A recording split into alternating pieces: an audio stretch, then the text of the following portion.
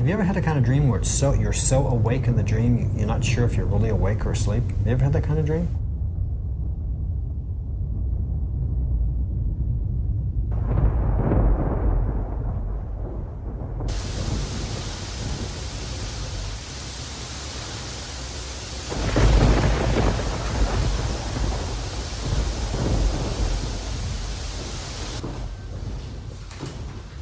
I once had a dream where this weird creature walked into the wall.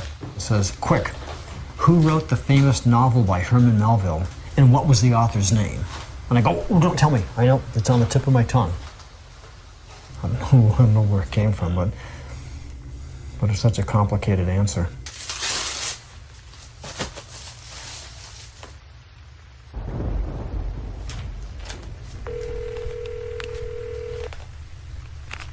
Associated Press, this is Nicole. Matt? Is Matt there? Matt Slagle, Matt Otero, or Matt Curry? Oh, I'm sorry, Matt Slagle. Okay, just a second. Thank you. When you have finished recording, you may hang up or press 1 for more options. So Matt, this is Walter Day, calling back from Twin Galaxies about the PAC-MAN 25th anniversary story. In 1981, the arcade scene was very big.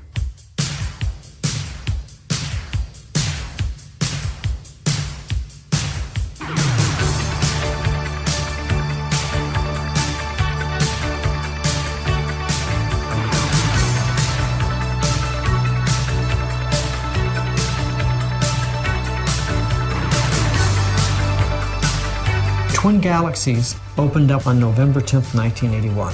It was an absolute magical place. It seemed to be so free of worries and just so full of happiness and excitement. We've gained a lot of notoriety and the reputation for being the video gaming capital of the world. We used to refer to it as the Dodge City of video games because that's the place where all the fast guns would congregate. We had all the classics. We had Wizard of War, Donkey Kong, Missile Command, Space Invaders, Tempest, Gorf, Asteroids, Tron, Joust, Burger Time, Pac-Man, Centipede, Berserk, Dragon's Lair, Star Wars, Frogger, Galaga, Robotron, Eagle?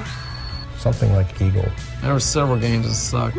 I could spot an arcade a mile away. Before I could drive, I was walking to the arcade. it was sort of like my second home in a way. You didn't know what to expect. You'd walk in, and there was always a chance there'd be a new game out there. The game would arrive, and you'd have like people stacked up and lined up waiting to play. But yeah, that was packed. You could not get on that game. There was a line out to the door. You could find a video game anywhere. And it's just a different era.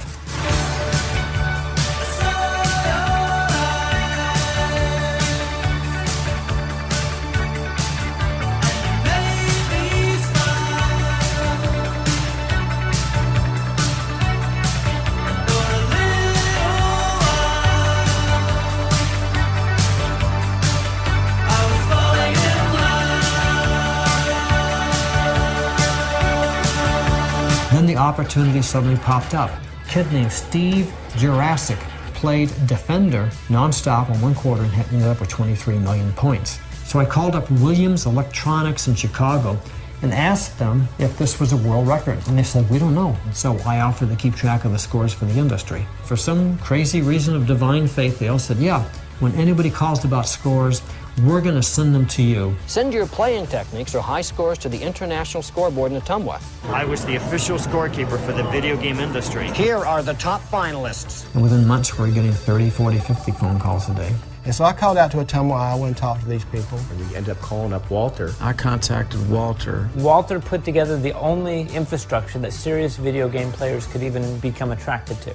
There was nobody else trying to do this. Walter was the only person. I remember talking to him on the phone. I think you just called him. And I called the phone number, and Walter answered. Walter. Walter Bay. I looked at the scoreboard and I saw that there were some people who were just obviously superstars. What I found out was, though, that I wasn't just the best player in my arcade. I was one of the best players in the country.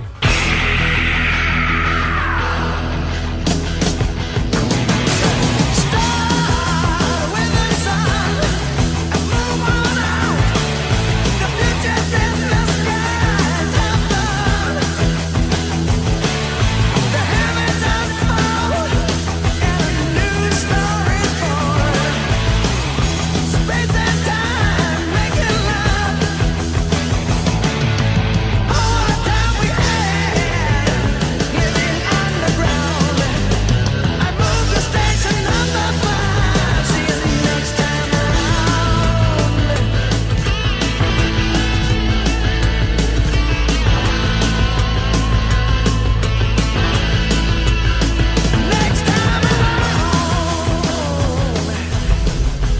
back seat we have the entire spare boards and the entire board system from my Berserk machine, and we can play some Berserk.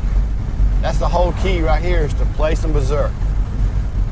My dad worked 2 jobs most of the time to make a living. Went to 1 baseball game in my entire life when I was about 11 years old.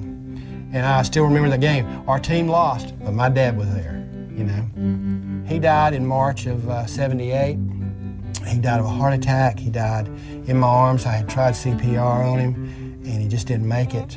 It really devastated me. And I was just very lonely, seeking things to do, didn't have any direction. One day I walked into the underground arcade in Shelby, North Carolina. There was these 2 guys in business suits over there playing a game called Berserk. What a winner does is they find something that they can do well, and they just do it over and over and over. And that's where you get your specialist at. Well, I became a specialist in Berserk. In Berserk, you are a humanoid, and you are just running through this very simple maze, and there are these robots who don't like it. What happens is a lot of robots appear on the screen, and you can't move your humanoid, and they're shooting at you, and you just got to pray that joystick will kick in. Intruder alert, intruder alert. Delta humanoid. There's also a nemesis, evil Otto. It's a stop sign smiley face. And if he pounces on you, he kills you. When somebody smiles and yet wants to kill you, that is the ultimate, and he was a maniac. In the game of Berserk, there are 64,000 room combinations. Well, no one had figured that out yet. I mapped out every room, every combination. I was on the top. But if you don't have someone to help you go even higher, you wane.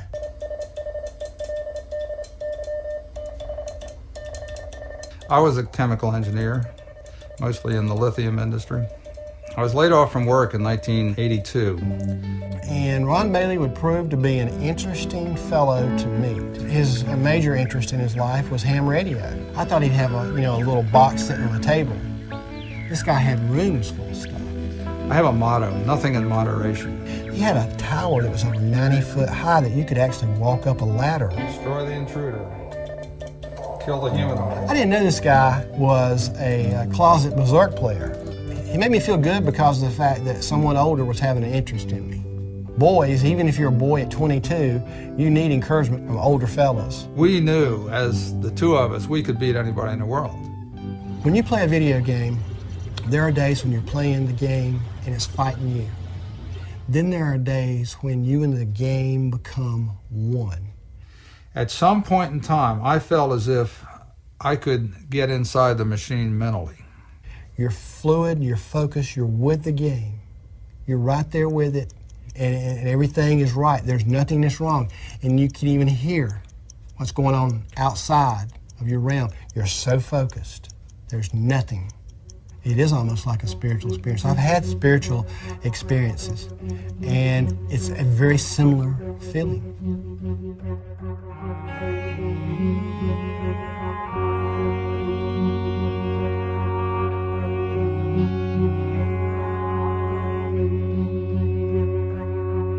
When you're playing that game, and you're totally focused, and you're totally one with that game.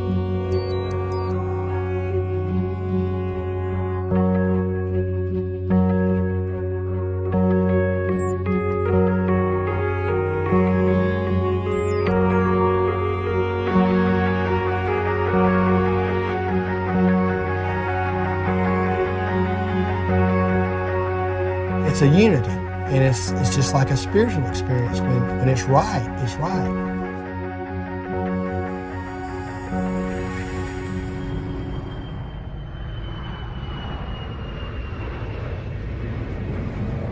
The name that I used to go by when I was playing video games in my past life was Darren Olson. When my mom and dad got divorced, it had been something that we always wanted to change our name. There was a show I used to watch on TV called Remington Steel. Pierce Bronson, was it? I'm trying to remember. I think he was a detective, and that's actually where I picked up the name Steel. He could just play Centipede and maneuver a trackball in a way that should not have been able to be done. He's been demonstrating tonight his unique approach to playing Centipede, which is to clear off the bottom part of the screen and then live for as long as possible while the Centipede continues to go around. And he was what I considered the best player in the world on video games, period. He was just someone that even champions chose to idolize. And Kent was another one. Kent was just as good as Darren was. Amontonar. To stack. Probably had world records on games like Stargate, Centipede maybe at one point, Donkey Kong Jr., Robotron. We were actually beating each other's scores at one time, and we didn't know each other, and that was Kent. Probably Space Invaders that I met him. It would have been in and around there, because there was somebody else that was getting some high scores on this game, and I'm in there playing the same game, and of course, next thing you know, we're trying to compete against each other. Games, before that were pretty simple. It's just a couple, here's the character you control, and here's a couple enemies you can play with, and here's 55 enemies coming at you, That was different than playing Pong or Breakout or any of the other games. All of a sudden, here you were protecting Earth. You would store your high score, so other people could come in and try to beat your high score. That was kind of that was a new idea at the time. Originally, we used to have separate initials. And then finally we teamed up and go, let's just decide on one. I think somebody one day called us the Whiz Kids or something. So we go, okay, what can we use? Whiz. Because you use W-I-Z. Because you're only allowed 3 initials. We'd go on one game, play 2 players, and just fill up the top 5 scores, 10 scores. So it was all Whiz, so nobody else would have their initials in there. And everybody wanted to know who Whiz was. People were asking us, who's Whiz? We're going, I don't know who he is. This really applied in the game Track and Field. Some people that would just hit the buttons really hard like this, right? And make a lot of noise. Next thing, there's a thing called a double flap, which we use in Joust all the time. Did you do the double flap? Because you can't hit it as fast this way as you can with 2 fingers going. They would do 2 fingers on each button. Well, do you remember the pencil trick? Would balance a pencil between the 2 run buttons and sort of toggle it. By the pressure pushing down on the pencil, it flicks back very quickly. That's really cool that somebody actually adapted the use of a pencil to play a video game. That's rare. That takes a genius. After that, we started thinking, wow. I grabbed my mom's electric knife, right? I haven't heard of that. Where the blade stuck in, it actually moved, just like my double flap did. That's amazing. The first time we tried it, nothing.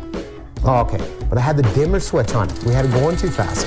So we turned it down. Next thing you know, we're jumping 6 feet. We're jumping 8 feet. Turn it up, we found the perfect spot. We're just blowing away. That blows me away. And there's initials Whiz again. So it's who are these guys, Then we went and decided to conquer Calgary.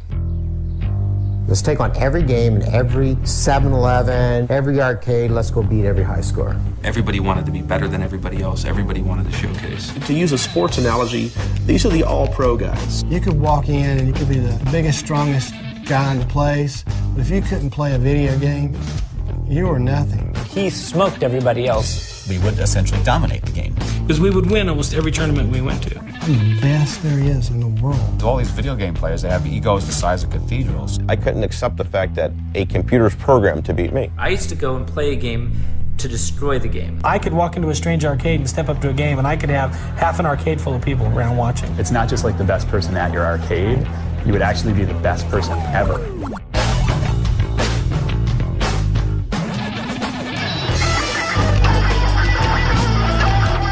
Just in awe of what you're doing, right? Every game has a weakness. You've got to be ready. You've got to shoot quick. T-shirt is a big part of it. If you don't have a T-shirt, we know about it. They'd all back out of the way with their line of quarters and let us play so they could watch. That's just the way it was. You can go from shit to God for a quarter. That's incredible. These guys are unbelievable. To an arcade owner, I am the worst nightmare. I go in there and spend a quarter and last all day long. They're at a level where people can't even hardly see what's going on. Look at that move. That's amazing. People just have to stop. They just come by there. Whoa, man, good heavens. Boom, baby. That's how you play Donkey Kong. The regular circulation of the magazine is 1.5 million. That's paid circulation, so readership has got to be about 4. I was a reporter at Life magazine at the time. It was 1982. and we were trying to come up with pictures that would be good to capture the culture of the year. Walter called me up and said, we're having all of the best players from around the country come, and Life magazine's going to be there to shoot the picture. We didn't know what to expect. We don't know who's going to be there. We don't know if we're just getting buffaloed into something. Hey, you want to go to Iowa? And I'm like, where? We're kids. We don't really care. We're going to go, you know. We're going to see the world. It was pretty exciting. And there's people from all over, California, Florida. I think one guy's from Alaska. Well, actually, I flew out with 2 friends of mine. I thought we were going to land in a cornfield in Tacoma. I was in a 1972 Ford LTD. When I went through Cincinnati, I went over that big bridge coming in from Kentucky, and it horrified me. Poor little North Carolina boy, never been anywhere. I borrowed my mom's car. They were coming down from Canada, and that was a possible swoop that they could pick me up. It was an old tornado. It was not easy to sleep in the company of these 2 guys. I didn't know if you were going to get there or not. But we got there, and it was a pretty small town. I have never seen a city so square.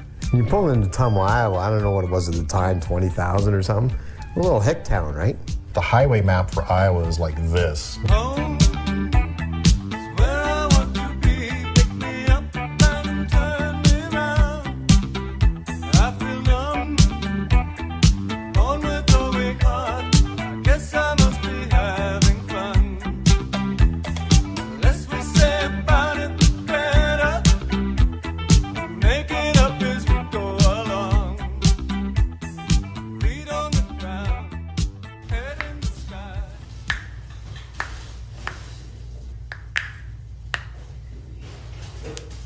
If he hit it over the wall, it would have just been another accomplishment. What made it different was he pointed at the wall. Well, that's what I was out to do then. And it was risky.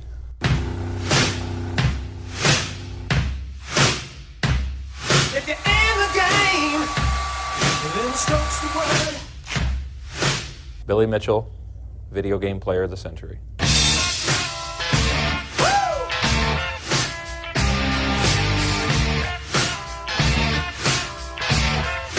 It's rather simple if you want to get a perfect game. You walk up, you put your quarter in, you press start, you eat every dot, you eat every prize, every energizer, and on every energizer you got to get all 4 guys every time. If you miss a guy, you're done. If you miss a prize, you're done. You miss anything, you're done. You die 1 time, you're done. Just to give you an idea, watch how fast they turn back. And you got to get all 4. 256 boards over many, many hours, never dying once, never missing a point. I had all kinds of people, oh, you can't do it. Oh, no one's ever done that. There's no way you can do that. Bet you can't. I'd say don't bet your life.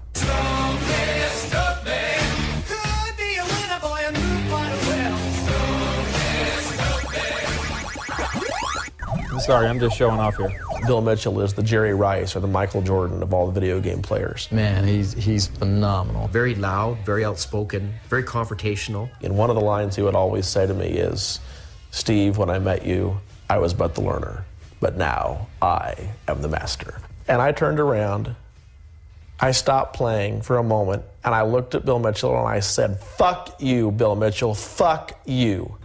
Mr. Nakamura, who's the father of Pac-Man, he presented me with an award for Pac-Man for having done the world's first perfect game. So sometimes when I'm with someone, oh, you think you know more about the games than the people who made them? Yeah, they told me I do. It's a very interesting experience to see the whole video game hobby become so big that they're now stars like building. I'd be lying to you if I told you it wasn't fun. I'd be lying to you if I told you I didn't enjoy it. Look at him. He sticks out like a sore thumb. He's got, what is this? What do they call that hairdo? Business up front, party in the back. He has this hairdo like a country western singer. What do they call those? Short on top and long in back? That's a mullet. A mullet? It's called a mullet. The mullet. Mullets rock. So he's very, very noticeable. Walter will say Billy Mitchell's the most famous video game player, and I tend to disagree with that to a point. There's a lot of jealousy involved with this video game stuff. I mean, these guys who play video games, I mean, let's face it, I mean, they couldn't get laid in a whorehouse with a handful of $100 bills.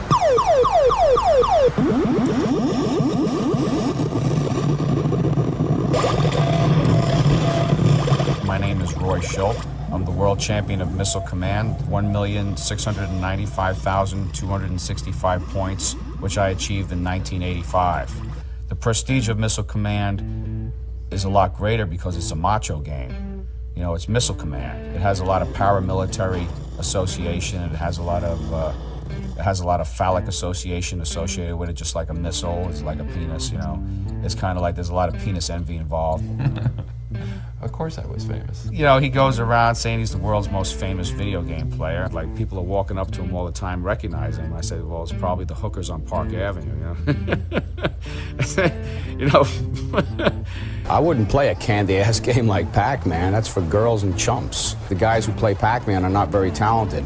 They can't handle games like Missile Command or any of the real tough games. Those games are more popular because they're easier to play, and the games like Missile Command are not that popular because they're really hard to master, and it takes a lot of skill to play them. And trackballs are a lot harder to control than a joystick. And there's 3 buttons, 3 different missile bases, and missiles that travel at different speeds. The Missile Command record is a super record, and his records are mediocre. One great record is worth 20 mediocre records, as far as I'm concerned. That's why I refer to him as Silly Bitchel, because he really is nothing but a silly bitch. Billy Mitchell broke my score. Sorry. Todd Rogers, I mean, that guy is so high on himself, you can't even talk to him. There's a number of players out there that are insanely jealous, which I won't mention names, of Billy's achievements. How would you like it if you worked that hard to achieve something and some jackass came along and tried to say it was fake?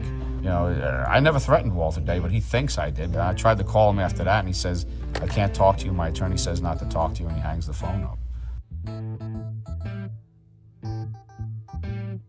Well, I have my attorney sent Walter Day a letter saying that you better tell the truth about my score, or else we're going to file an injunction against you, going to court and all this other stuff. And the truth is, Bill Mitchell doesn't have any talent. He's not a great player. He's completely full of shit. The Missile Command score is a genuine achievement, and that's going to be the truth of it, and he knows it. Is that why I'm fighting so hard to hold on to the Missile Command score?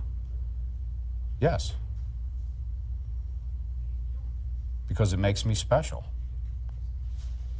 Gives me recognition. Of course I want to keep it. I don't want someone to say it was fake, or, I mean, that's kind of obvious, isn't it? I mean, is that really a question that needs to be asked? Well, Life magazine's come to town to photograph early on this Sunday morning at 7:30. The downtown Main Street Rap Life photograph. Life magazine's come to town, so the Life magazine can come to town. Life magazine's come. Life magazine. Give me a break. And so that's when I first met Walter.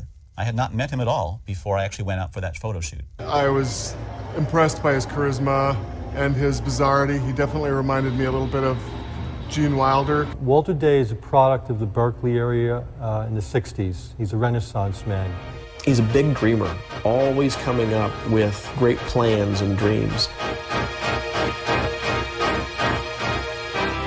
I had 50 million business cards, the king of the card collectors. I used to do genealogical research and all sorts of historical research. He was an oil broker. I'd be on the telephone speaking to Conoco. Oh, you want 20,000 barrels of 2 oil? He sold old newspapers. And I have 7 million newspapers. They weigh about 1,000 tons. One more step into the eccentric probably wouldn't be functioning in society. Keep them in a dark place, try not to fold them, and keep them flat. Walter's in the house. Well, it's that time of year when we're getting all the champions lined up. I thought he was the guy who belonged on stage, dancing around a bunch of video games with a microphone. For me, video games were pulling out the sword, getting on the horse, and leading the army into battle. Fighting, battle, winning, rivalry, warfare. Video games were fighting and winning. He was just that edge of like brilliant, I could sell snow to Eskimos kind of thing. We were the most famous arcade in the world, so the mayor went along with it. I proclaimed Ottumwa the video game capital of the world, and we just challenge anybody to prove that we're wrong. And then a little bit later, the governor of Iowa came and confirmed it by announcing that Iowa officially recognized Ottumwa as the video game capital of the world. That's amazing what he had pulled off. Because there was no internet back then. You had no mass communication. You know, outside of your local arcade, you didn't know across the city if there's somebody better than you. Just the sense, the feel, the electricity in the Twin Galaxies in Ottumwa that Walter brought to that. You could instantly, you felt that there's someone who really cared about video game players, about high scores. You could feel that, and at that point, everything was great.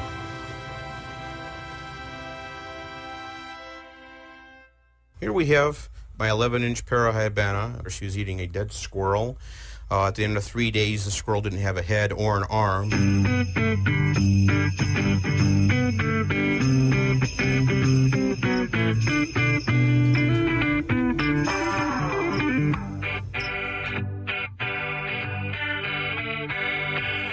got stung by a bee when I was 4 years old.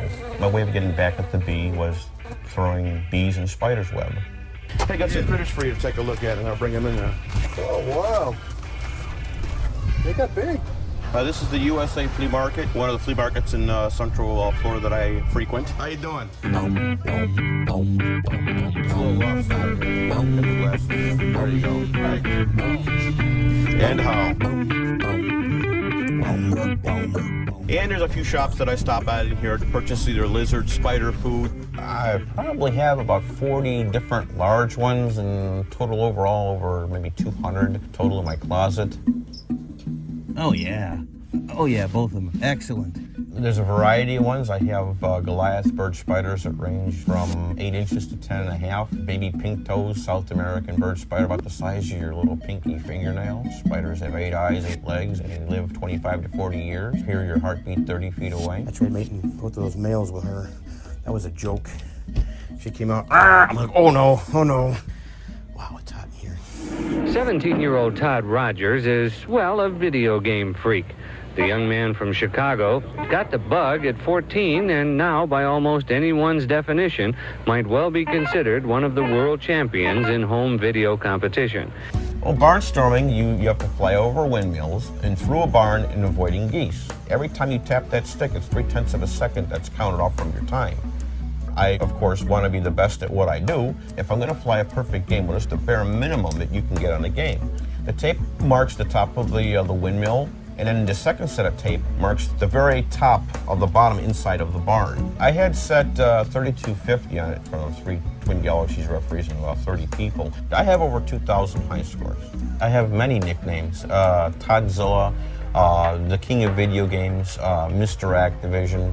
A lot of companies look to have talented gamers promote their products. I want you to do a show for us. We're going to fly you in, going to pay your hotel, going to feed you, and in my case, feeding me. Oh, that's worth weight in gold, you know.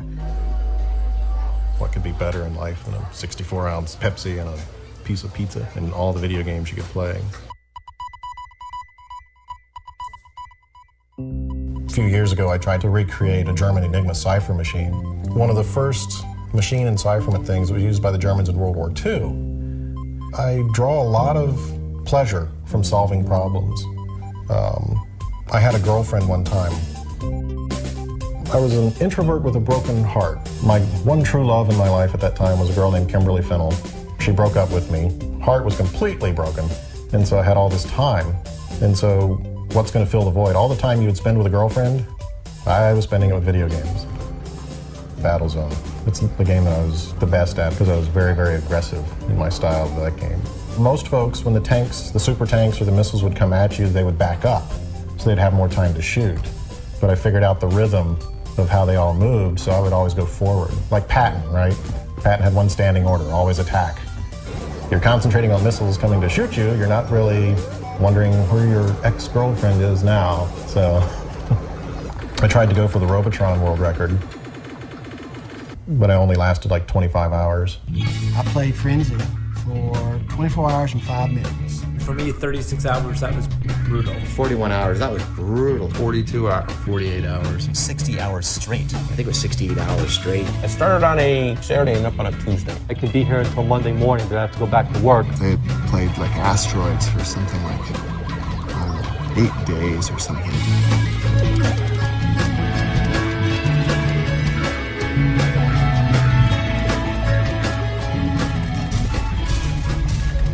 Eventually, the game gives out or you give out. The only breaks I would take would be to run to the bathroom. You want to hydrate yourself, but you don't want to get to the point where, oh my God, I gotta make mud. It gets to a certain point where the average person will wither.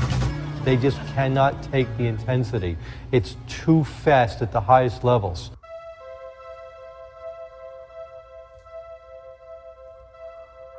My name is Robert Murchak. I am the chief referee for the Twin Galaxies Intergalactic Scoreboard. I've been chief referee for the last 4 years.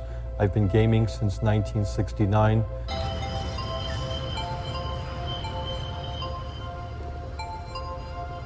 As a referee for Twin Galaxies, it's my responsibilities, as quickly as I can, pending, of course, my own availability, to watch these performances, authenticate to make sure they're done at the correct settings, and then when they are, to enter them into the Twin Galaxies database. I know the tournament settings and the marathon settings in the back of my head. I'm familiar with the world record holders, what the scores are. I have videotapes and I have a few CD-ROMs and DVDs. The longest performance is Nibbler. It's an expected 30 to 40 hour performance. I've seen or witnessed more than 20,000 videotapes or world record scores over the last 4.5 years. I almost don't sleep. I go to sleep between 3:30 and 5 o'clock in the morning weekdays. There are days when I do 24-hour stretches doing nothing but watching games on top of my regular job, which is accounting, which I do 60 to 70 hours a week. This is my 22-pound cat, Rusty. He helps me watch my videotape submissions sometimes by keeping me company while I'm watching a tape. Watching a world's record performance is the ultimate satisfaction, seeing the game taken where no one else has been able to take it before. I think it is the single best job I could possibly have. It doesn't pay anything, but as far as from what a gamer likes to do, this is it. It's not easy, but I get it done.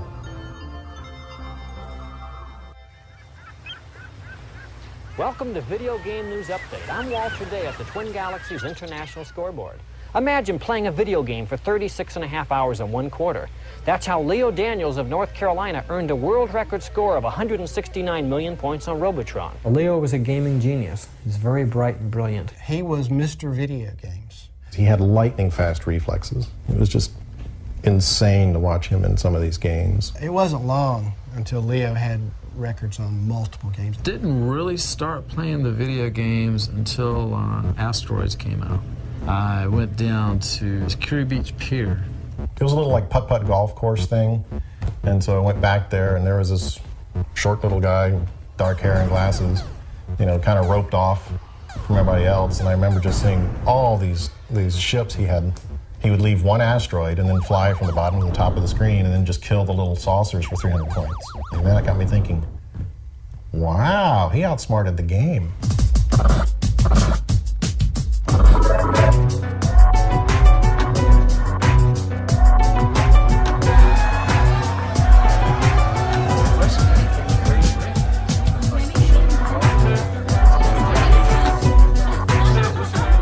People you hang around really reflects on you. You know, if you want to be somebody successful, surround yourself with successful people. Some people get married and they let that be the end, where it should be a new beginning. They, you know, get a humdrum job that they don't like going into. You know, they let that interfere with their marriage. That wouldn't be fun for them.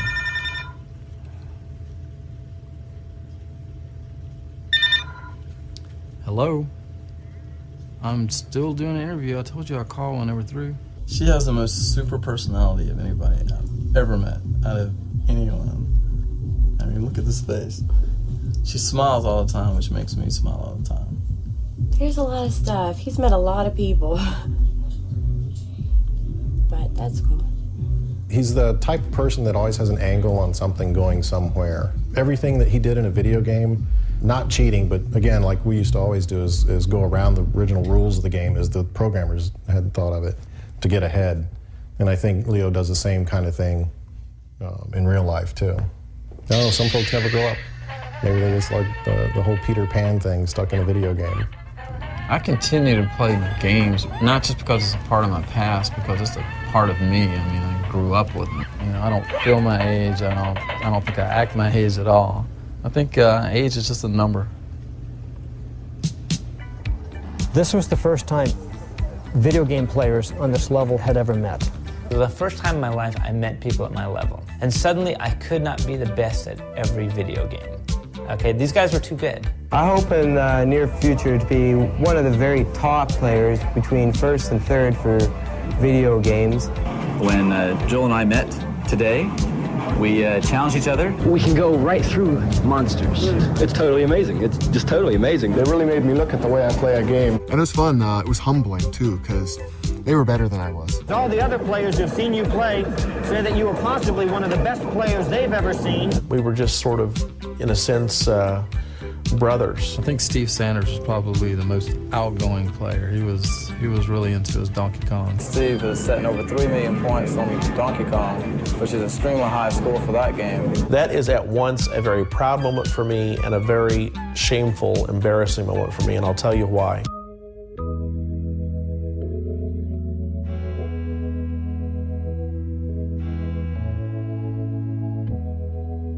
Lord, forgive us. We're hypocrites. We're just like those Pharisees. Help us to be Jesus to the world. Help us to take his kindness and compassion to everyone. We pray it for the sake of Jesus and in his name. Amen. Thank you all. When I was 17, 18 years old, I had these license plates.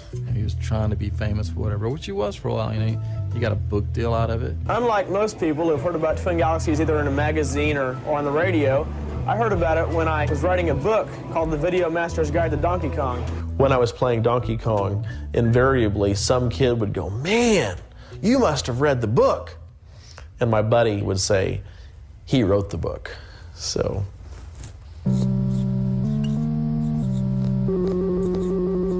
Well, I guess I had the attitude, particularly on Donkey Kong, that nobody could beat me, period. And I wouldn't tolerate anybody telling me they could.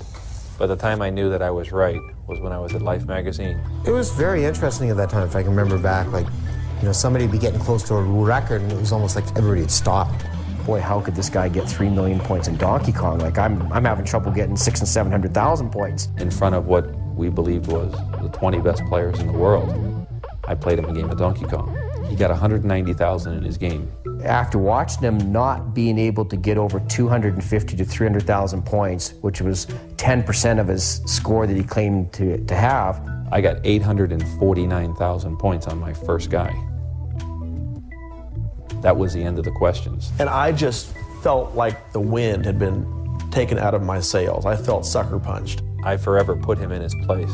My gameplay absolutely intimidated him. In the spring of 1982, Walter came out with a poster of high scores. When my score of 450,000 was reported as having been beaten by somebody, I think from Leo Daniels' arcade, I should have said, "Walter, I'll believe it when I see it." What I did instead was I lied. When I discovered players were cheating, I was absolutely dumbfounded. I was silly enough to submit that to Walter Day, and he was silly enough to print that, and that score got in the Guinness Book of World Records. I was floored because I thought he was the Donkey Kong master. Some people, if they're good at selling used cars and they can lie straight to somebody's face and feel good about it, some people can do that. Letter reads, "Dear friends, to some of you, this letter will be rather shocking news. He sent everybody a letter saying that, look, I exaggerated my scores. This wasn't true. I am very sorry and very ashamed of this whole ordeal. I have hurt Walter, Bill, and Darren by my lies." That kind of got me mad. It never occurred to me that somebody could do that. I didn't like him much. My sincerest apologies to you all, Steve Sanders. That was a hard letter to write, but after I wrote it, I felt like the weight of the world was lifted off my shoulders. By God's grace, that event in my life, it is sort of a signpost, a midnight star to guide my direction now. Amen. Twin Galaxies with the champions here, I think it was made somewhat kind of famous, kind of. We were like celebrities there, you know. Here's a small town, and all of a sudden you got these guys coming. The day we got there and went to the arcade, they had to get us in a side door because the arcade was overflowing with people. A lot of the guys were out there partying. I mean, maybe I was too much of a nerd. They had a 19-year-old drinking age, so we were able to, or maybe it was 18. It might have been 18 back then. I remember the cheerleaders. They were from the Ottumwa High School. We went up and introduced ourselves and started talking, and then we ended up spending some time together. I've never seen groupies before. That was pretty exciting. They were actually video game groupies. Do we have groupies hanging around us? Yeah, there were groupies.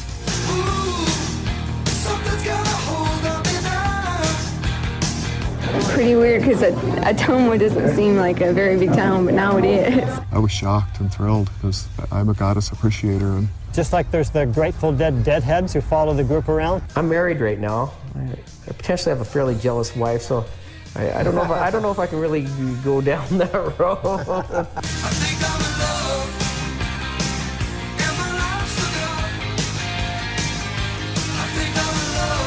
Everybody said, "Oh, Ben, I'll bet you had girls after you." Not really. I was just fortunate that people could look at me and, not throw up. To me, that was not as much of a social occasion as perhaps it could have been.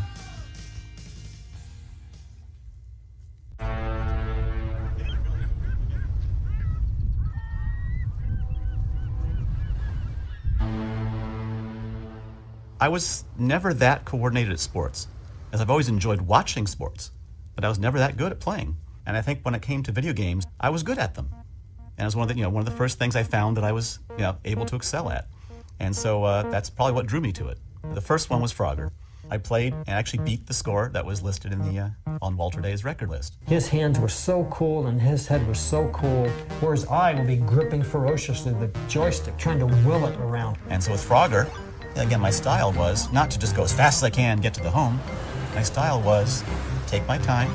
If the traffic gets a little too busy at the front, back up and start over again. There was enough time for me to be patient, make sure I do it right, and not worry about going as fast as possible. He reminds me of a gunslinger who's got a cool hand, almost like a Clint Eastwood movie. First of all, it involves a lot of time and particularly patience. I'm a very organized person. If I go on a trip, I follow my list of what to bring. Back then, I always kept track of my own personal top 5 songs. My number 1 song is Play That Funky Music. 3 song is Ballroom Blitz, Hammer, back when he was called MC Hammer. Some of the Tone Loc songs, Wild Thing, Funky Cold Medina. I work really hard when I do work. And so when I come home, I like to be able to sit down in my recliner and just think about not much. Let's do it. Even as a little kid, I like to do things in a logical way. Mr. Spock was one of my idols, in terms. And so I think for me, that's, it fit with my personality of having patience and persistence. Let me read this letter to you. I think this is one of the funniest letters. I would like to inquire about getting my name in video games under the heading of high scores.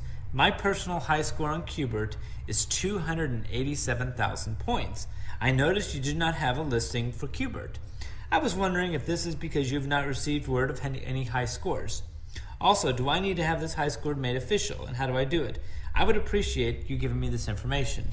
And it says, your score isn't high enough to qualify as number 1. Presently, Ben Gold of Dallas has an honor with 17,899,325 points. I thought that was really funny. Okay.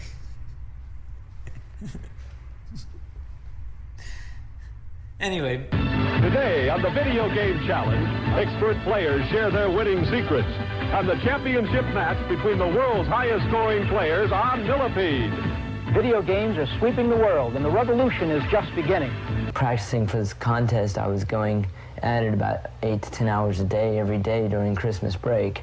He was somebody that I always thought under pressure was one of the toughest guys to beat. He played in a Millipede contest against Eric Jenner. Are the players ready? All right, for the World Championship of Millipede, 3, 2, 1, shoot!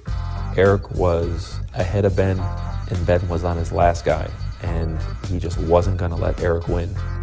And on that one last guy that he had, it looks like Ben Gold may be in trouble in the high 800s.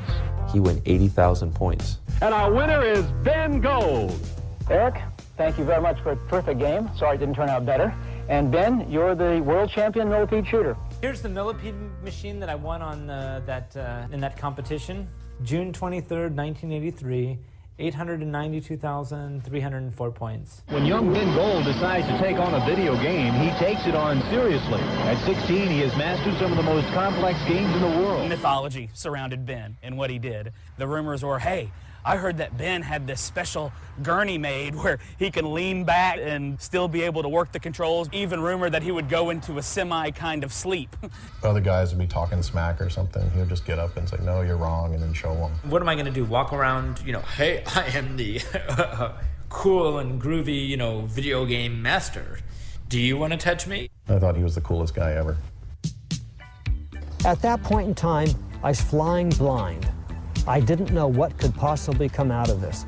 We got up there very early in the morning, and for a while it was kind of cold. And for a while it was kind of dark, but then the sun began to come up. When we were in the street, they wanted to avoid traffic, Not that there was much in Ottumwa. Yeah. But more importantly is I think where the sun was rising, where they wanted to do, they didn't want to catch the sun or Life magazine was really particular in how they wanted to do the This is the picture. best sunlight for the picture. We were supposed to be there at sunrise or something ridiculous. Whenever we were there, it was freezing. I mean, they say if you're from California, anything that's 50 degrees or less, you wear your down jacket. And for me, that was true. Boy, I felt cold wearing my down jacket. I saw these cheerleaders wearing their short skirts. I thought they must be freezing. I always wondered why Walter didn't want to get in the picture. The kids shouted for me to get in the photograph, and I said, no, this is your glory. I'll stand here and watch it.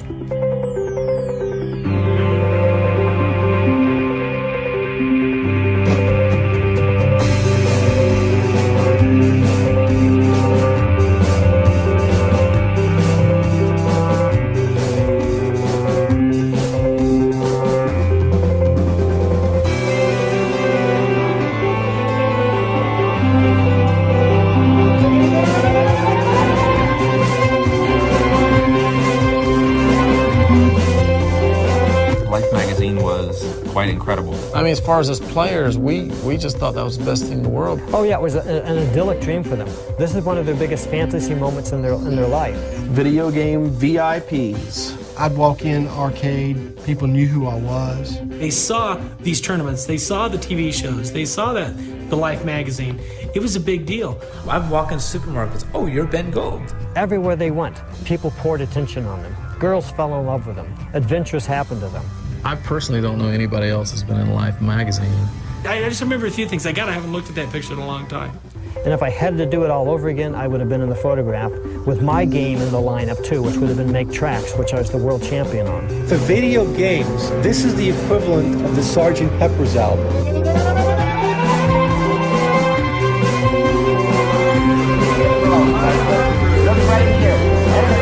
I had no idea what this was going to mean.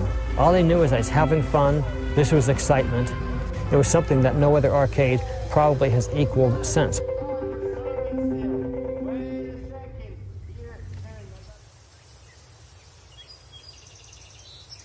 When somebody comes along that is good and challenges you, that's iron sharpening iron. It goes back to the old taking an axe and sharpening it against a piece of iron. That's the only way it's going to become better, sharper. And what Ron Bailey did for me, he sharpened me. I hate to call him a father figure if he doesn't want to be called that, but he was a good mentor. For some reason I was eating breakfast up here in Shelby, and I walked in and there sat Joel. He came in and I was having breakfast. I met someone for breakfast, a young lady I was trying to impress, Hadn't seen him in a while. And he came off very arrogant and very braggadocious and told me, he said, I just beat your world record. He was real upset. There's some things you don't do. You don't put a man down in front of his girl. And I have not seen him since that day. I haven't talked to him in over 20 years. I didn't know if he was still around. I was told he was in Gastonia. Probably less than 30 miles. It's amazing. That's why I say it's so bizarre, some of these episodes. How we put such great importance on these kind of things and they stick in your mind like this. But they say I'm going to meet him tomorrow, and I look forward to that. I figure we'll go in and we'll trash talk a little bit and get down to some playing and see if the camaraderie is still there or if the competitiveness has made us, rivals or something.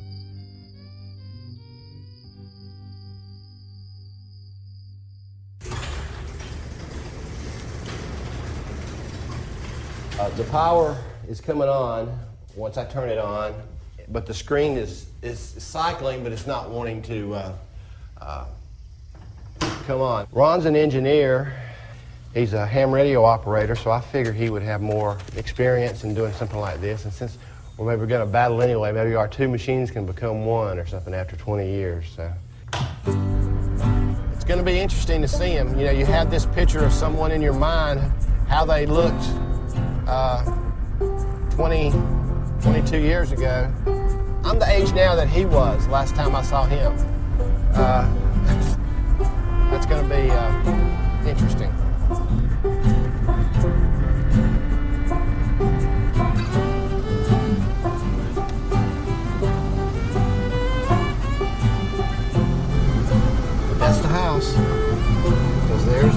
hours.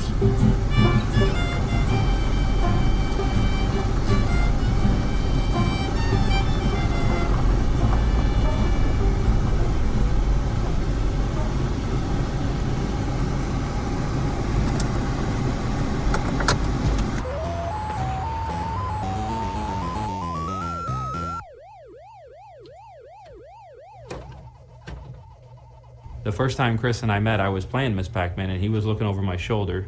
I finished 5 boards. He says, wow.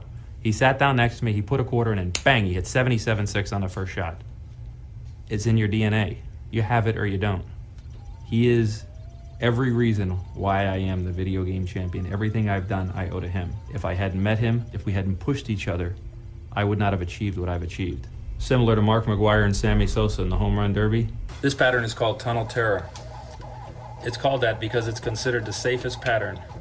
It's 56 seconds long. In 28 of the 56 seconds, the 3 priority monsters are in the tunnel. As long as they're in the tunnel, they can't do you any harm. That's exactly 1/2 of the maze. They get put in the tunnel here, and they just continually get pushed back and forth. The only reason why they're let out of the tunnel for any period of time is when we have to get the key in the center of the screen. The key in the center of the screen we need simply because we need the points. Otherwise, we just keep them locked in the tunnel. So we got the key, and now we're going to send them back in the tunnel. Again, they spend their life in the tunnel. Pac-Man was like everywhere. Pac-Man was everywhere. Pac-Man manifested itself everywhere. The cartoon was so stupid. School lunch boxes. Pac-Man board games. It was breakfast cereal. Not necessarily terrible. Someone put over the loudspeaker for the first time you ever heard it, Pac-Man Fever. Yeah, Buckner and Garcia, I believe it was. Got a pocket full of quarters and I'm going to the arcade. Like, yeah, that explains my life. When that song came on the radio, the first time I heard that song, I was just like, oh, this is the coolest thing ever. This is Pac-Man Fever, one of the best songs ever.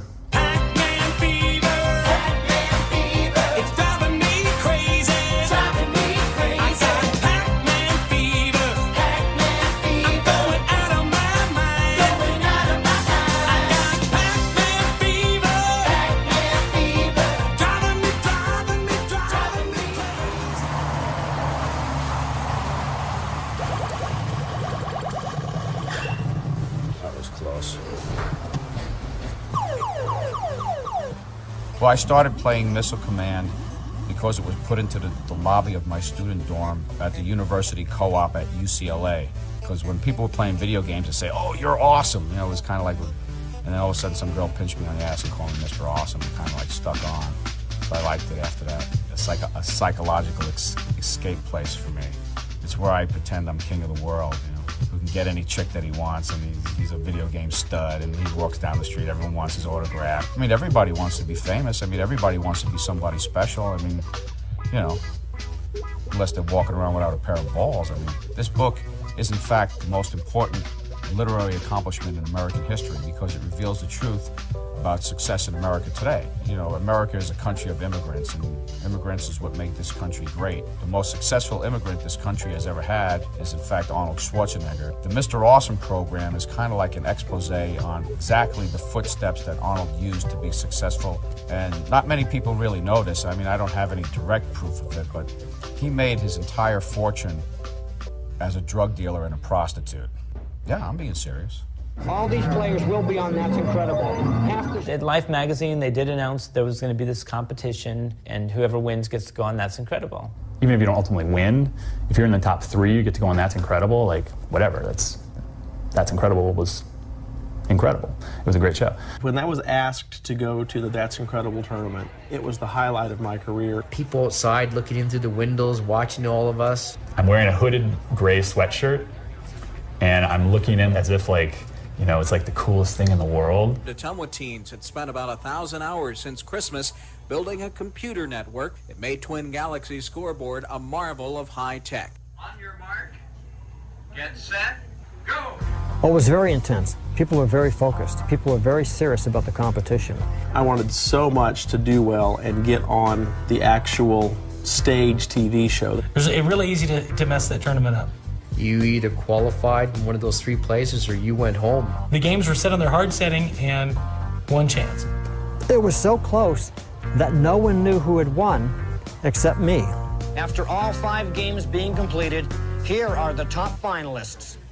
Ben Gold. Well, I thought I was doomed right before the Frogger, but then everyone choked. Darren Olson. Todd Walker. In Iowa, I was first. Darren came in second, and I came in third. That's incredible. I remember going to the studio. That was real fun. We got to eat with the stars, Kathy Lee Crosby, John Davidson, Fran Tarkenton, right at our table, right across from us. There was either 4 or 5 games that were on stage. This game is called Burger Time. The pickles, there was like an egg, would run around and chase. Yeah, he throws salt. Or no, he throws pepper at the various food items that are chasing him in order to shock them and make them sort of like stop for a little while so he has a little bit more time to go and do the burger making. Burger Time I'd never played before, and both Ben and Todd had. And I remember approaching them and asking, can you guys just show me a little bit something on there? And both of them saying, absolutely not. It's Canada against the U.S. Let's welcome Darren Olson from Calgary, Alberta in Canada. Todd Walker from Milpitas, California. And Ben Gold from Dallas, Texas. There was an audience, and we did it like a live filming. On your mark, get set, go! It was really intense. There was no sense of friendship. There was no sense. Everybody was an enemy. Todd was the best player, and at that point in time, he was the best player in all of the U.S. I had to perform at my peak and had to have some people perform below their peaks in order to win this competition. I misfired on a Burger Time, I think it was a salt or pepper shaker or something. Todd's about to make a costly mistake. He peppers in the wrong direction and loses a chef. Is every gold medalist the best player in their sport? Maybe not. But in that one moment in time, they were the best. He's got it. Anybody could have won any day. Darren was just as good. It would have made no difference. I ended up getting through it, but ended up getting 3rd place, and instead of what I was hoping for was the first. I know how a famous person feels because it's like click, click, click, click, click. 100 flashes in 10 seconds. Just the entire place just flashing pictures. I mean, anytime I did anything in the video game world, it was like world champion, Ben Gold, blah, blah, blah, blah, blah, blah, blah. I'm like, yeah, whatever.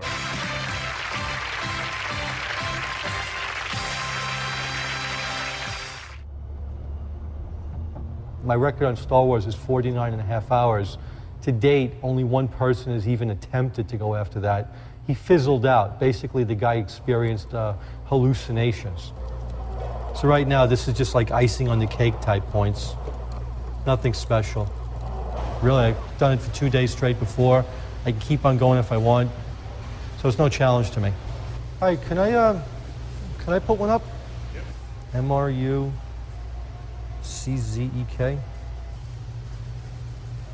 You wouldn't mind if one day I played the game out from 5 p.m. to 4 a.m., would you?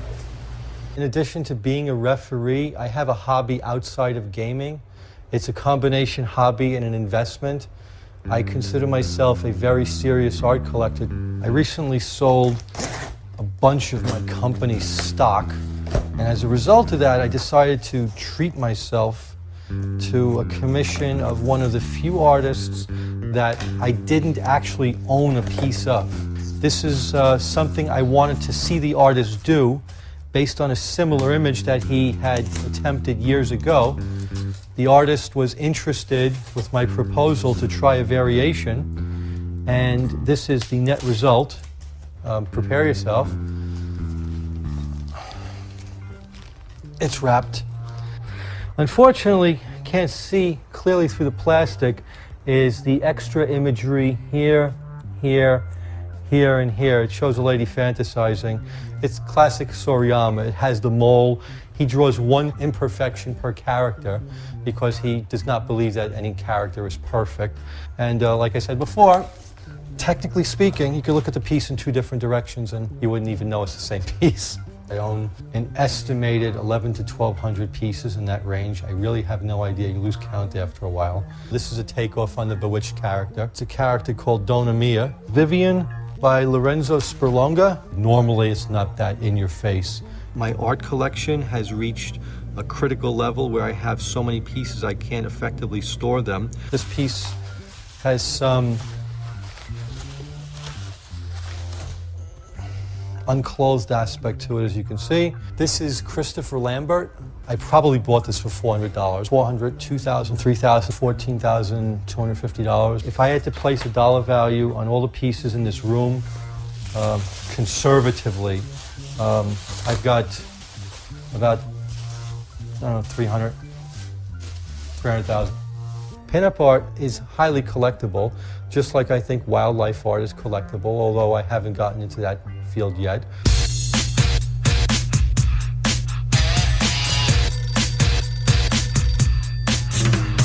In February of '83, the phone rang, and there was a man from a company called Meeting Planners, which was in Boston. His name was Jim Riley, and explained to me that he had stayed up all night thinking about this creative idea for doing an electronic circus. Almost like a video game theme park in different cities around the country. Like the big car shows that go from city to city. I would be the ring master, and my superstars would be an actual circus act. People could come and challenge the video game players, try to beat us on our world records, or at least have fun trying anyway. They were going to start paying us to play. It was easy to think it would be like a sport. Playing video games for a living? Going from town to town playing video games. It was kind of like a dream job. And then when somebody actually put us on a plane and flew us to Boston, well, maybe this could be. Boston rules.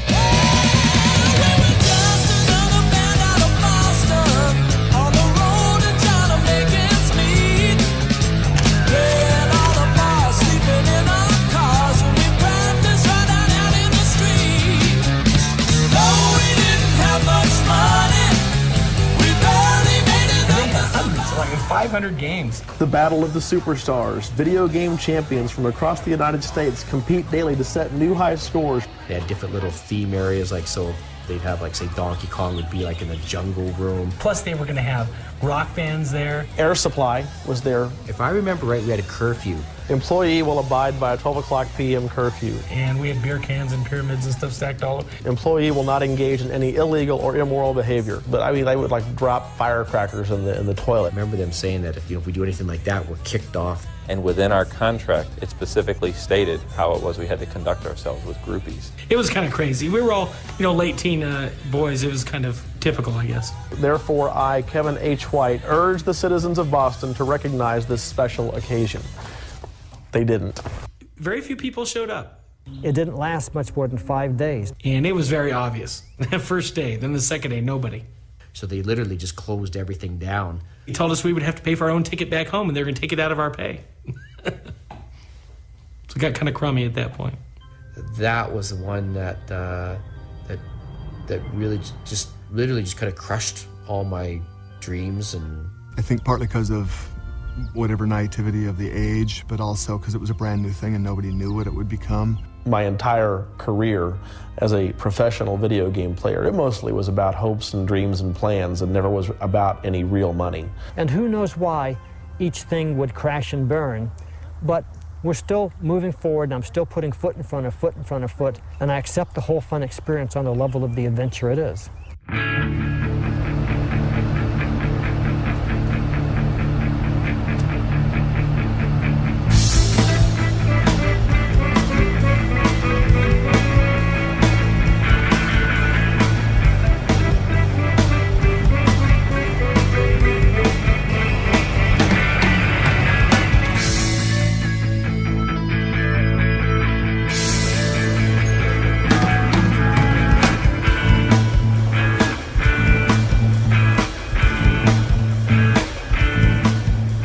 We both share the same passion for the industry, and we certainly both share the same passion for history, and that history is worth preserving. Here in Washington, we're going to go to the Library of Congress, because they have magazines like Replay and Playmeter and Vending Times and Cashbox and Billboard that have all these historic moments. The whole history of video games are there.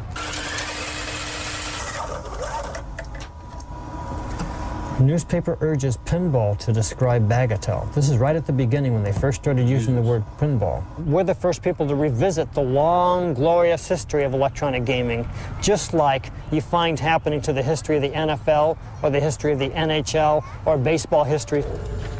It's bigger than movies. It's bigger than music. It's the biggest business in America. It's only going to continue to grow. It grows each and every year. So not to capture the history of that would be sinful. There's no way our book could go to press without coming here and going page by page in all these magazines, not knowing where we were going to find the stories, but just looking for them and getting all that stuff that would finish our book of records. I often feel guilt that I'm out going and doing this video game stuff when I know that it would really be much more beneficial to the world having a music career and writing my novels. That's right, it's popcorn.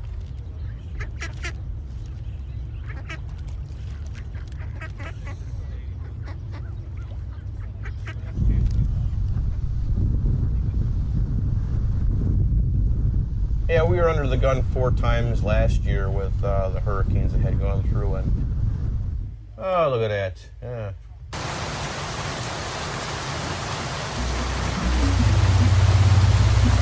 Last year it rained so hard, and the wind kicked up, it blew the carport back like a tuna can. It's like shit. I study this stuff, and I would like to program some someday and make people, and when they see my games, they would buy just as much as they buy these cartridges. You want to get into the business then, eh? I can play my own games if I make any. Yeah. Got some ideas? I had a few. I don't know. I really don't know where it went downhill. All I know is the magazine went belly up. I stopped receiving money from them. The joysticks that I endorsed, they only came out with 3 or 4 joysticks. You know. Yeah, I had to improvise. I had to do other work besides playing video games. It was fun while it lasted. Game, reality, 2 different things. My wife was having people live in my house. She had 15 different people. I'm not paying a mortgage for people to live in my house. The car that I had was a Neon, which was a real piece of shit because I got laid off. And 6 months later on, I was in an auto wreck. Broke my clavicle.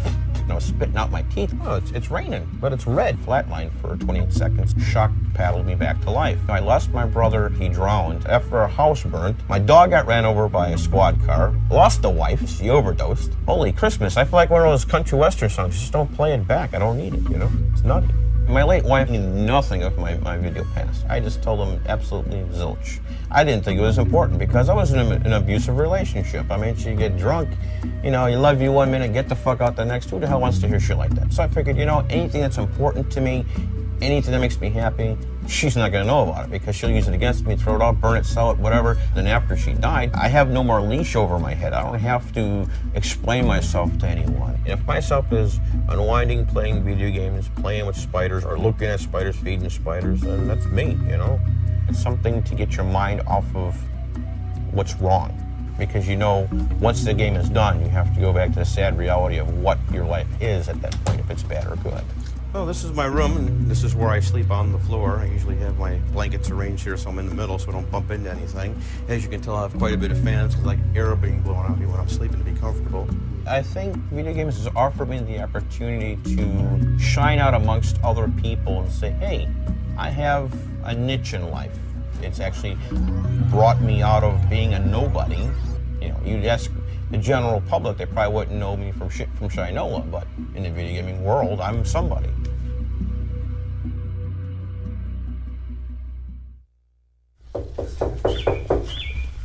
Oh my gosh. Twice the size I used to be. This is unreal.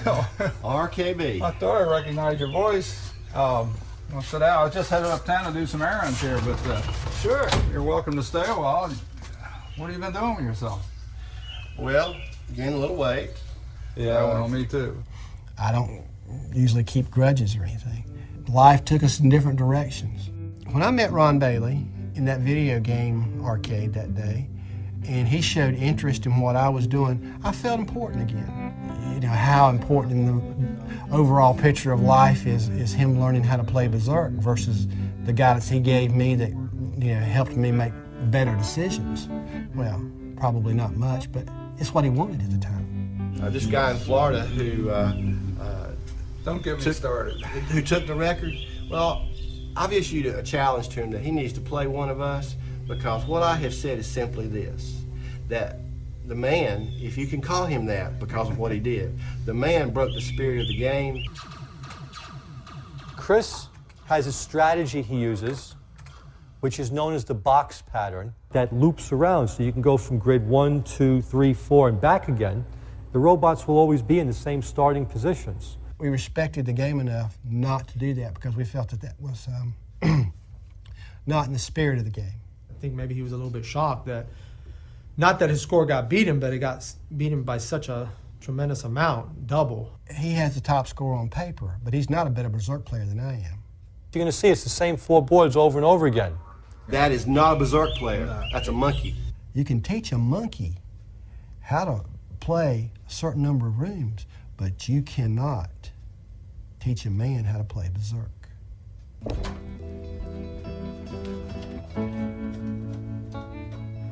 Ready for me to plug it in? Yeah. All right.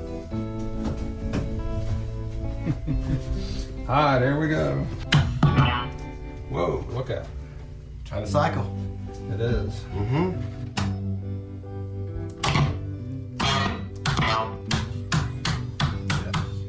Finger's getting sore. Well, we're going to see right here if we can have a vision of some high scores. Well, don't expect to beat. The fact of the matter is that, you know, if they dropped a bomb here right now, the 2 best Berserk players in the world would be gone. That's true.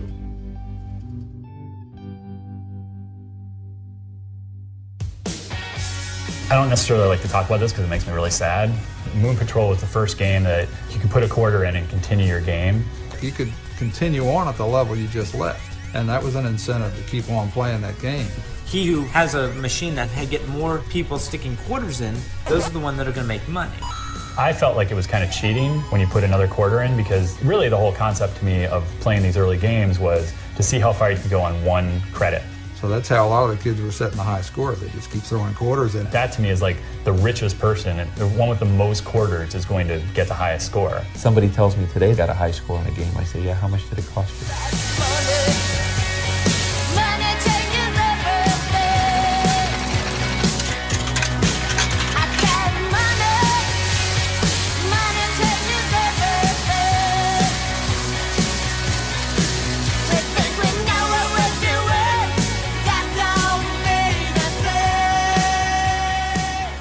Arcade video games had really already started the decline. I mean, you could already tell that it was waning because fewer and fewer people were going to the arcade. Because the games in the arcades started to suck.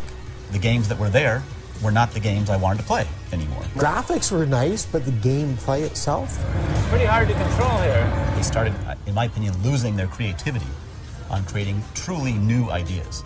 Like when Street Fighter games started coming out. Where suddenly you've got these lizard head lions with fangs, you know, going and... One guy facing the other guy in profile and just going at it. You know, who wants to see an Egyptian lion's head go against a ghost or something? You're like going, this is stupid. I think some of the older gamers are still stuck back in the 80s. With those games, instantly came a different crowd. But I don't think you understand. It's my turn. Some gang members, punk people that were coming in and they were causing trouble in the arcades, and we didn't want to be there. So we just stopped going. Which of these games is the closest thing to the real thing? A, Intellivision Major League Baseball, B, Atari Baseball. A lot of the uniqueness stopped appearing in arcades and started appearing at home. We have the Pong here, which is one of the earlier systems that I have. We have a ColecoVision, an Atari 800, one of my first computers. Odyssey, it's a Gemini, an Atari 5200, an Intellivision. I have a couple handheld systems. A Bentley system, the Rally 4, Atari 2600. Everything a home could want. When Nintendo came out, that was a huge thing. When computers got more advanced, you could start playing games on computers. Who the hell's going to want to go to an arcade when you can stay at home, sit on a chair, get a drink, go to the bathroom whenever you want? Just another example of how technology has sort of made us lazy.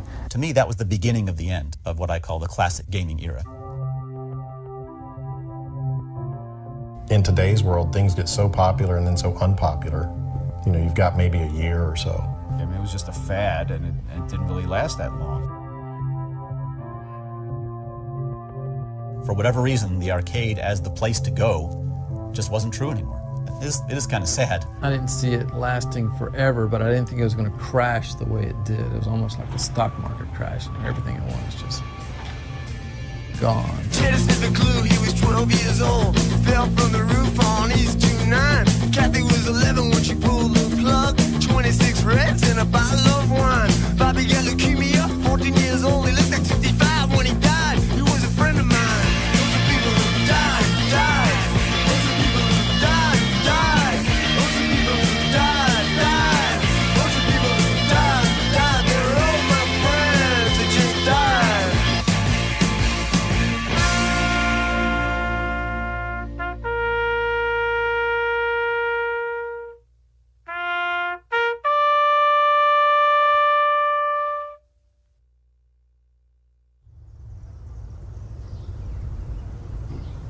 I'm posing for the cover of my album, Walter Day in a Mellow Mood.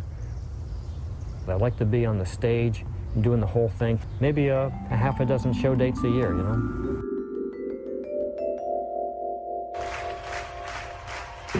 The museum of your heart, bum, bum, bum, bum, bum, bum. The museum of your love, bum, bum, bum, bum, bum, bum. Boom, boom, boom, boom, bum, bum, bum, bum, bum, bum, bum. Bum, bum, bum, bum, bum. Love and a changing, love and a changing, love and a changing. This is the time, the place to fall. Love and a changing. I want to retire because I want to do things that are now, at this point in my life, more valuable to me. Because the video game thing is a fun thing, and it's an adventure, but it's not the thing that's most important to my heart. I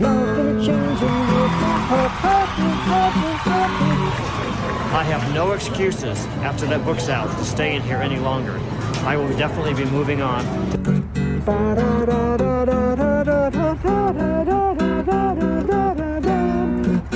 boom, boom, boom, boom. How can we improve on this thing?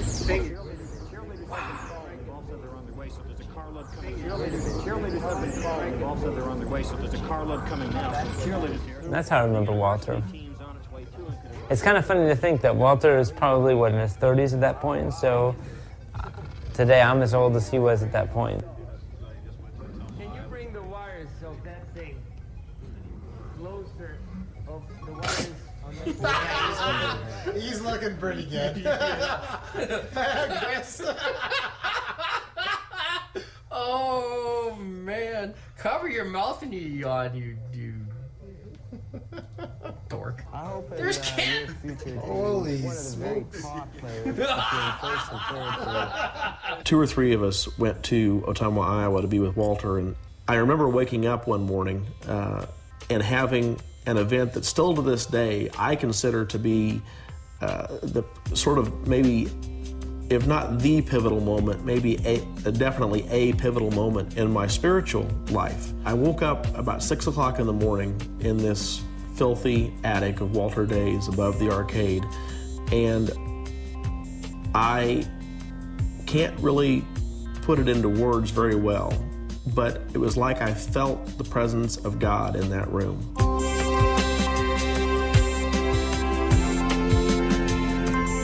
And the message that I got from the Lord was, you're wasting your life, you are headed nowhere, you need to go home and settle down and go back to school and go to a Christian school and do something with your life. And that's what I did. The video game player became someone who needed to find a paycheck. I stopped playing, I would say about 1983. I moved to Reno. Todd, perhaps, earlier than anybody else in our group, decided to pursue real life. He had a real job. He was a plumber. So I don't know if you remember the game Bubbles. So we all picked on him, saying that, he's playing Bubbles for a living now. So I began really a massive withdrawal, and in 85 I was out. They took the bull by the horns and actually accomplished something. Most of them seem to have nice jobs, nice lives, nice homes. I went into the military and had a whole new set of problems to play with there. I got a job traveling. I've been in organized baseball now 54 years. I buy computers. I'm a senior technical specialist. I've been a partier off and on through different stages of my life. I can't really devote too much time doing an everyday job because I'm going to take care of my parents. A sales rep for a payroll company? Quality assurance manager for a company that manufactures satellite communication equipment. We were the first ones in our area to serve chicken wings. So that's what I am. I'm a trial lawyer. Not like a pimp or anything, but I mean, I have a lot of friends and they happen to be good looking. And that journey ended when I found out I was going to be a father. And that was the end of almost completely of playing video games. I went to Romania, met my wife, and came back with 2 kids. All right, let's pray. Heavenly Father, we thank you for this day, and we thank you for our family, for the many blessings that you've given us. Our youngest baby, Elijah, who just turned a year old and is very fussy. This is our oldest boy, Isaiah, and Zachariah. Isaiah's 12, Zachariah's 10. And I'm 5. And Josiah is 5. Are you helping, Daddy? We've been talking about trying for a girl. We've talked about adopting.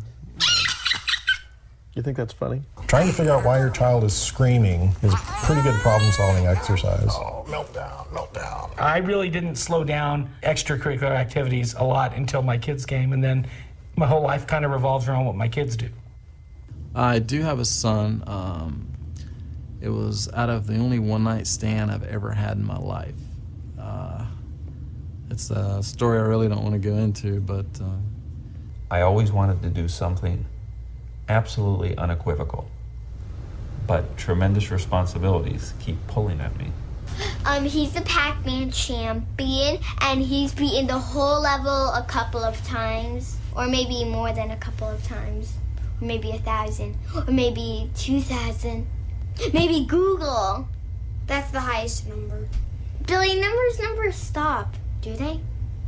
Besar. Besar. To kiss. Bajar. Bajar. To go down. Ah, that's my girlfriend right there. She lives in Mexico City. She hasn't been as quick learning English, so I'm trying to learn Spanish, so we have to learn to communicate. Desvestir. Desvestir. To undress. I live at home with my parents. Other than my cat, it's just us. I've got 2 cats currently. Their names are Impy and Sparks.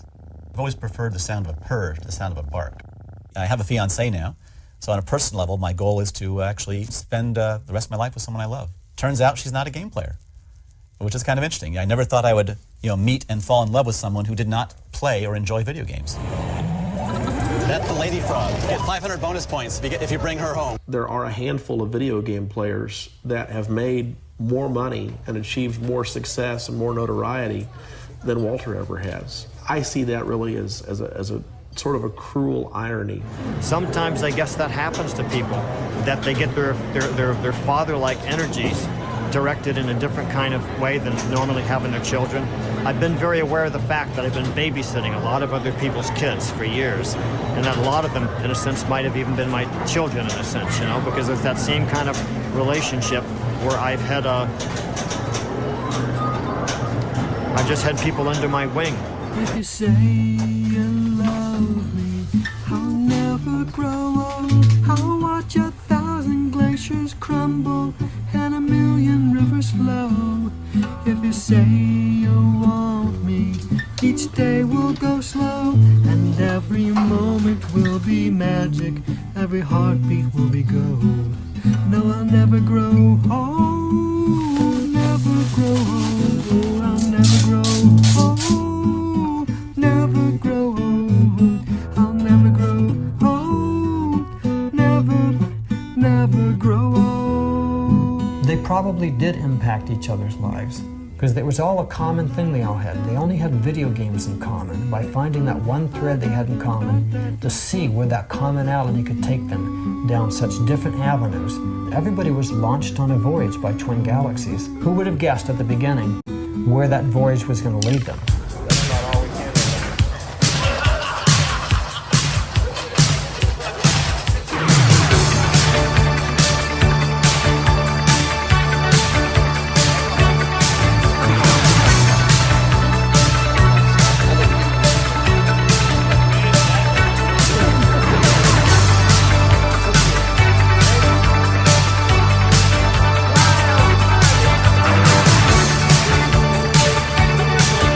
Everything that we do is an experience, because that was truly the golden age of video games, and we were pioneers.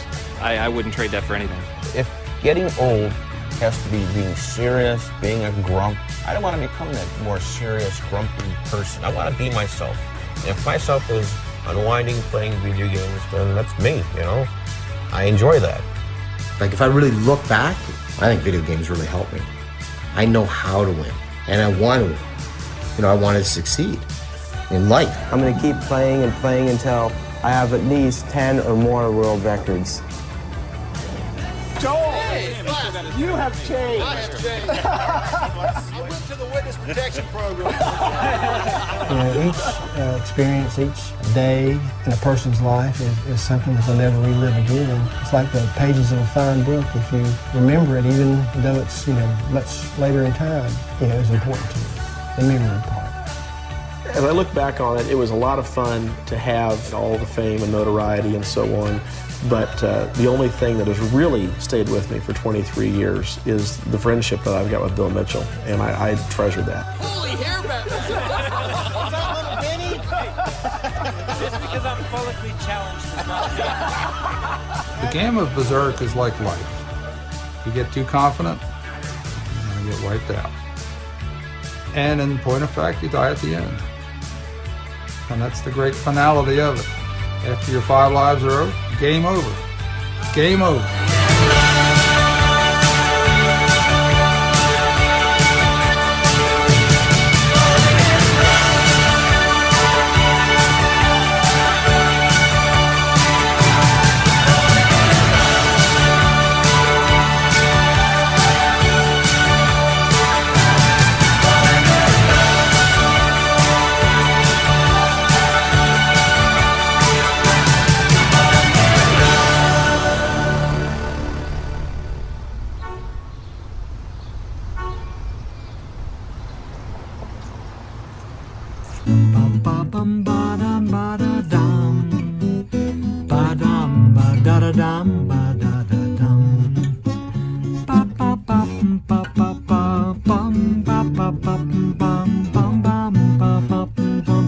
But it's easier said than done.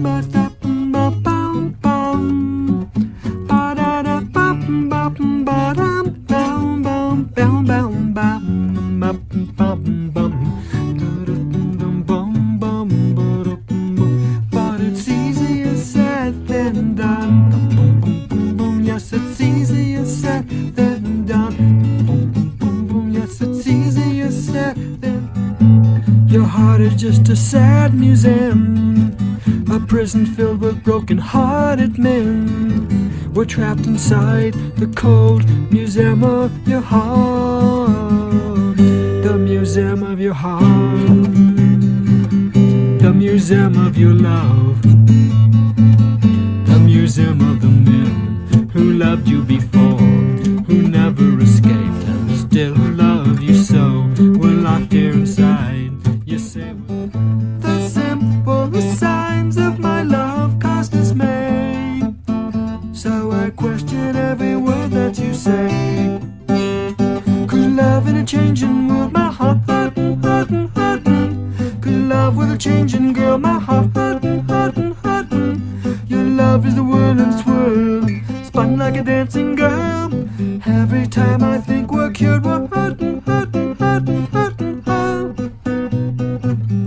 I notice your eyes, love in a changing world. I noticed your smile, love in a changing world. Deep forest of pines seem to fall from your mane, from the passage of my hand through your hair. You're with me today. Well, I talked to a few people about the name of the movie, Chasing Ghosts, and I talked to my wife and a few other folks, and they said, it sounds like a horror movie. If I had a vote or an opinion to put in, I would just say that search for something else. I began racking my brain as to what would be a good suggestion. So I envisioned a kid walking in an arcade and walking by a machine, and it scanned him, and then it said coin detected in pocket, and he walked over and played it. And that's essentially how I got started with Berserk. So I suggested the name coins detected in pocket. Everyone that I've talked to, they really think that it's a more fitting name for the project.